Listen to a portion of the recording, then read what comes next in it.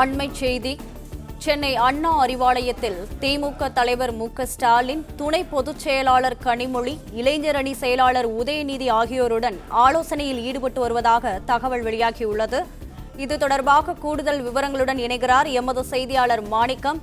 வணக்கம். விவரங்களை பதிவு செய்யலாம்.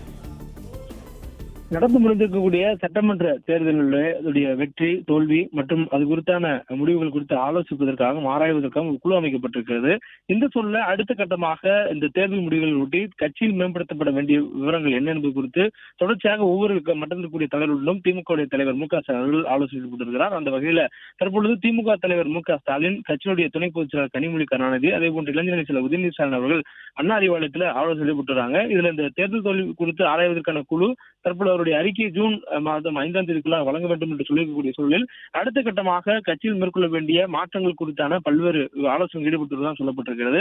அதுவும் அண்மை காலமாக குறிப்பாக தேர்தலுக்கு முன்பு திமுகவுடைய துணை பொதுச் செயலாளராக இருக்கக்கூடிய கனிமொழி கருணாநிதி அவர்கள் நாடாளுமன்ற உறுப்பினராக இருக்கிறார். அவர் தொடர்ந்து மத்திய அரசியல் கவனம் செலுத்தி வரக்கூடிய சூழல்ல அவர் மாநில அரசுக்கு திரும்ப வர வேண்டும் என்ற ஒரு கோரிக்கை அவருடைய ஆதரவாளர்கள் மூலமாக தொடர்ந்து வைத்து வரப்படுகிறது. தற்போது தேர்தல் தோல்விக்கு பிறகாக அந்த குரல்கள் வலுத்து வருவதாகவும் அது தொடர்பான கருத்துக்களும் தலைமையிடம் முன்வைப்பதாக சொல்லப்படுகிறது.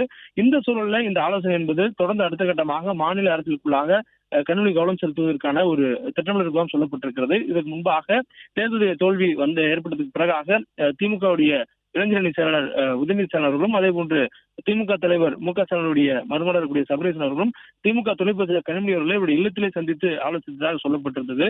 இது போன்ற ஒரு சூழல்ல அடுத்த கட்டமான நடவடிக்கை குறித்தும் தொடர்ந்து மாநில அரசுக்குள்ளாக மேற்கொள்ள வேண்டிய இந்த மாற்றங்கள் குறித்துமான ஆலோசனை குறித்து தற்பொழுது மூவரும் ஆலோசித்து வருவதாக தகவல் சொல்லப்பட்டிருக்கிறது.